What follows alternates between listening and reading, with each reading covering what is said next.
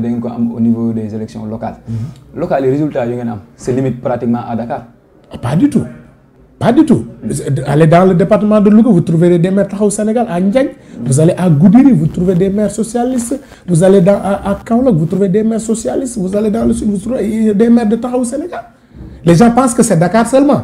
Je salue de passage mon camarade Mansour Sour, qui est un responsable qui est devenu maire de Ndiagne. Vous allez vers Goudiri dans le département, vous trouvez les maires Tchadel Diallo, Cheikh Mbacké Sok. Dans le Kaolack, vers Diourbel, vous trouvez des Kanibé. Les Nakhgaï, ils pensent que Taxawu c'est à Dakar. Aujourd'hui, Taxawu c'est un peu partout au Sénégal. Vous trouverez des maires, des adjoints maires, des vice-présidents de conseil départemental de Taxawu Sénégal. Mais lan ngeen di xaar kon donc pour réorganiser parti le mouvement. waaw non le mouvement ñu ngi ci dynamique bi. Non, avec Idrissa. Non, en fait, nous sommes dans cette dynamique. Xam nga Taxawu Sénégal, c'est quelque chose d'assez inédit. C'est une plateforme boo xam ne ci biir dañ ci trouver les exclus du Parti socialiste que nous sommes. Vous y trouvez des gens exclus des autres formations politiques. Mais vous trouvez des formations politiques. Alliance Penco mi ngi ci biir. Vous trouvez des mouvements citoyens, vous trouvez des mouvements politiques. Donc c'est quelque chose d'assez inédit au Sénégal. Ce n'est pas un parti politique, ni une coalition électorale, mais c'est une plateforme boo xam ne li am solo mooy nous partageons un idéal, nous partageons le Sénégal que nous voulons changer. C'est ça le Taxawu Sénégal. Et aujourd'hui, vous ne verrez pas une organisation politique à l'image de Taxawu Sénégal au Sénégal. Mais si nous regardons par exemple l'objectif de Idrissa Diallo, le défunt Idrissa Diallo, donc moom moo waroon partout dans le Sénégal pour installer les cellules de Taxawu Sénégal. Quand les gens parlaient de Taxawu Dakar, lui il parlait de Taxawu Sénégal et avec l'accord de Khalifa Sall defoon na maillage boobu noonu. Est-ce que def ngeen évaluation liggéey bi nga xam ne jot na koo def moom? Non, effectivement, et c'est le lieu de rendre un vibrant hommage à Idrissa qui a été un pilier fondamental de Taxawu Sénégal. Et tous les camarades réunis le week-end passé à Thiès dañ ko rendre hommage. Parce que c'était le coordonnateur qui avait fait un travail extraordinaire. Et aujourd'hui, fi Taxawu Sénégal egg en matière de maillage du territoire, Idrissa a un rôle bu am solo bu mu ci joué. Aujourd'hui, dans toutes les collectivités locales du Sénégal, vous trouvez des représentants de Taxawu Sénégal. Dans tous les départements, vous trouvez des Taxawu Sénégal. Nous sommes sortis de ces heures avec des milliers et des milliers d'élus territoriaux. Tout ça, c'est grâce au travail bi nga xam ne moom entamé woon na ko tey le camarade Salif Sarr ak tous les autres camarades di ko continuer sous la supervision du président Khalifa Ababacar Sall. Par rapport ak boobu nag yaa ngi doon wax seen séminaire bi d'après les informations yu ñu jot a am vous tendez vers la création d'un parti politique à la place de plateforme boobu noonu nga doon wax. Ouais, c'est vrai que j'ai entendu la presse parler de ça, mais en tout cas nous sommes en train de réfléchir sur comment réorganiser la plateforme Taxawu Sénégal parce que c'est devenu aujourd'hui une réalité politique. Parce qu'on compte des maires, on compte des adjoints maires parmi nous, on compte des présidents, des vice-présidents de conseils départementaux. Une organisation, bu toll noonu dafay baax ñu xoolaat fonctionnement am. On n'a pas encore dit automatiquement que ça va devenir un parti politique, mais nous avons amorcé la réflexion de réorganisation de ce vaste mouvement qui est devenu une réalité. Parce que tu ne peux pas citer aujourd'hui 4 organisations politiques au Sénégal sans nga boole ci Taxawu Sénégal tey jii. Donc kon looloo taxoon kon ngeen organiser seen séminaire. waaw séminaire bi c'était d'abord d'évaluer notre participation dans Yewwi Askan Wi ci dernière échéance yi mais aussi réfléchir ci fi ñu jëm législative lan moo war a nekk taxawaayu Sénégal Taxawu Sénégal et les camarades des 45 départements étaient venus, les mouvements des jeunes, mouvements des femmes, tous nos élus autour du président Khalifa. Nous avons réfléchi et nous avons félicité tous les camarades et montré encore notre ancrage dans Yewwi Askan Wi parce que nous considérons que Yewwi Askan Wi aujourd'hui c'est ce que veulent les Sénégalais et résultat élection yi daf ñu wax ne Sénégalais yi dañ ñu ni su ngeen àndee ñu ànd ak yéen su ngeen tasee ñu bàyyi leen et que aujourd'hui ñun ñu jàpp ni liggéey bi ci président Khalifa Sall liggéey nous devons rester dans Yewwi Askan Wi. Nous devons préparer ensemble avec Yewwi Askan Wi les élections législatives à venir. Voilà Khalifa Sall dafay wax sax mu ne vous devez rester dans Yewwi da ngeen war a ànd ak Yewwi mais dafa amoon ay frustration ndax frustré yi lay waxal boobu noonu par rapport ak investiture yi. non mais xam nga investiture politique investiture ak ay coow ñoo ànd.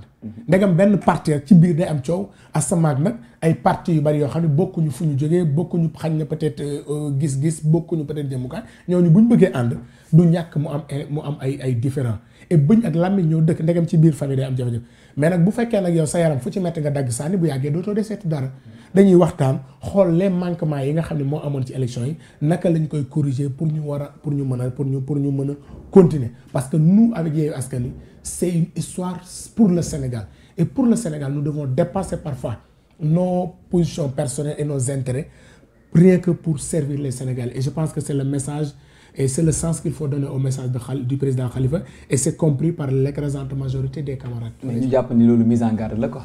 Non, pas mise en garde. Xam nga Khalifa Sall non ok. en fait waxtaan la.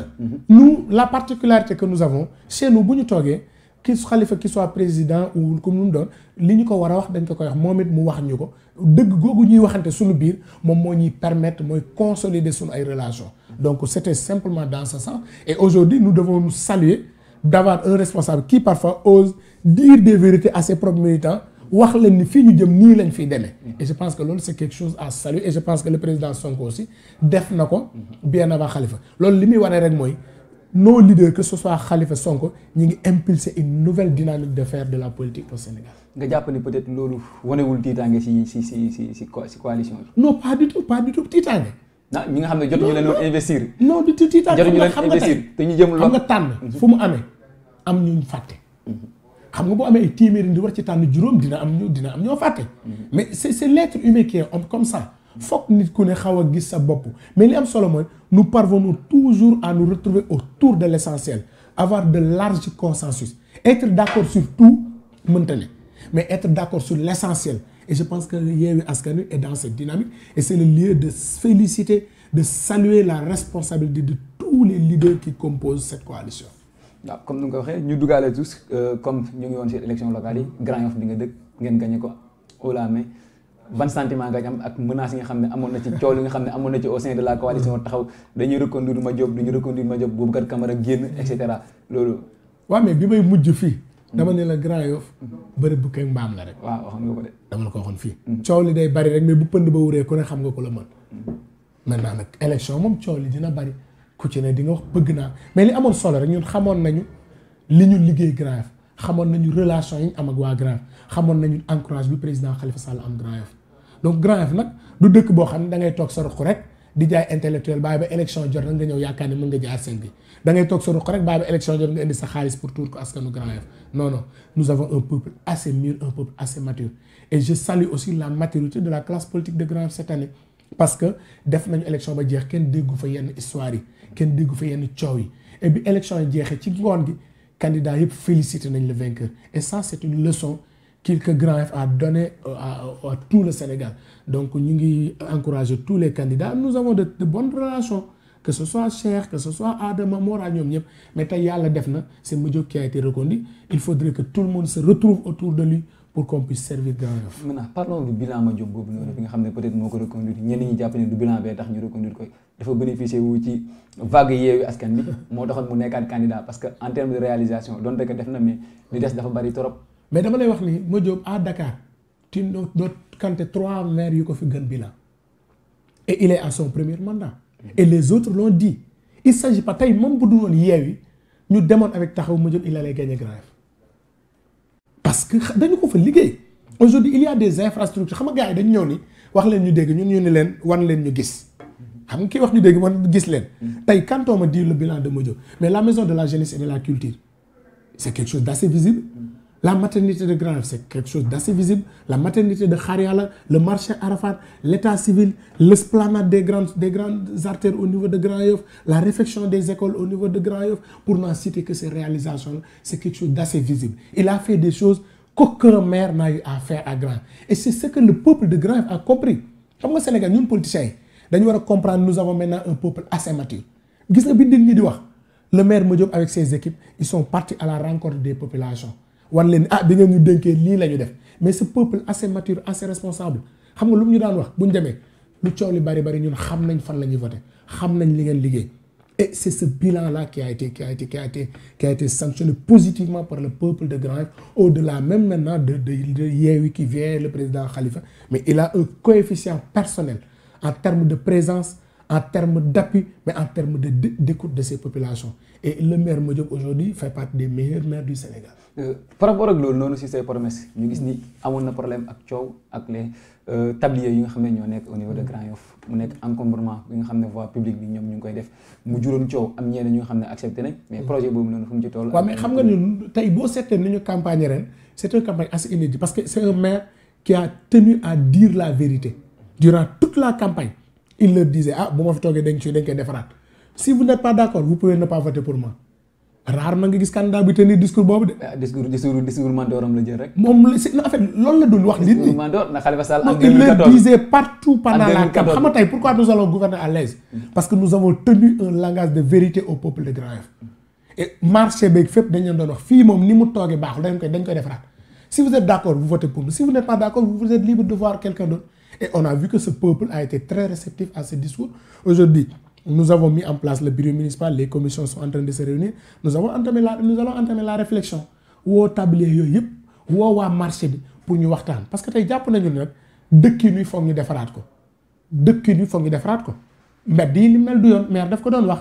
tey dañu war a xam ne tali bi pour oto yi la trottoir pour nit marché pour jaay mais tey mënoon nag jaaykat bi toog ci trottoir bi toog ci tali bi nit ñi kenn du mën a circuler benn oto du mën a dem. loolu nag je lance un appel à tous nos amis qui sont au niveau du marché grand ñu xam ne loolu nag foog ñu toog waxtaane ko xool des solutions le maire est assez ouvert aujourd'hui boo demee marché Arafat ginnaaw les 307 tables mais def na 110 cantines et 110 cantines yooyu am na ci nombre de cantines bu ñu mettre à la disposition des jeunes tailleurs de Grand Yoff. Nous avons un projet de reconstruction du marché de Grand Yoff. On ne peut pas dire qu'on va recaser tous les tabliers mais petit à petit